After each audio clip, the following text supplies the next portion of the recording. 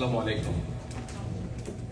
বক্তৃতার লাস্টের লিস্টের নিচে নাম বা শেষে হলে সমস্যাটা হয়, সব কথা বলা শেষ হয়ে যায়।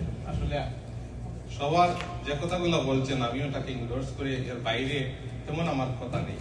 তো যেহেতু আমাকে বলা হয়েছে আমি দুটি রাজনৈতিকভাবে ওনার সম্পর্কে দুটি কথা বলবো, তো এর আগে এখানে ভেরি ইম্পর্টেন্ট থিং, এখানে এনআইডির কথা বলা হয়েছে বা প্রথমবারের মতো প্রবাসীরা ভোটাধিকার প্রয়োগ করতে পারবে। এটা আমাদের দীর্ঘদিনের দাবি ছিল, এই দাবিটা পূরণ হতে যাচ্ছে এবং আমরা সবাই এই অধিকারটাকে আমরা এক্সারসাইজ করতে চাই।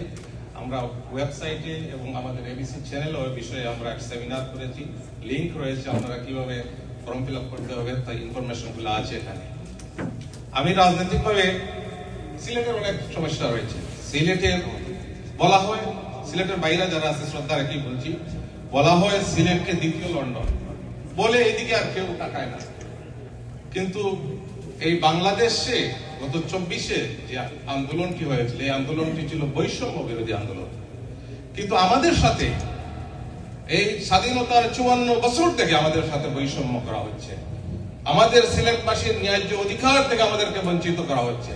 সিলেটের পাথর, সিলেটের গ্যাস, সিলেটের চা, অথচ চা 80% সিলেটে, তার অফিস কিন্তু চট্টগ্রামে। এই বিমাতা আমরা আর দেখতে চাই না। আমরা বৈষম্যের শিকার বারবার হতে চাই না। আমাদের যোগ্য নেতৃত্বের দরকার রয়েছে। যেমনটি আমাদের নেতা ছিলেন এম সাইফুর রহমান, তিনি সিলেটের প্রশ্নে আপোষহীন ছিলেন।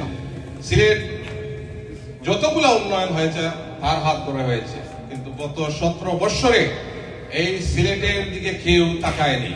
সবাই বিমাতা সুলভ আচরণ করেছে সিলেটের সাথে।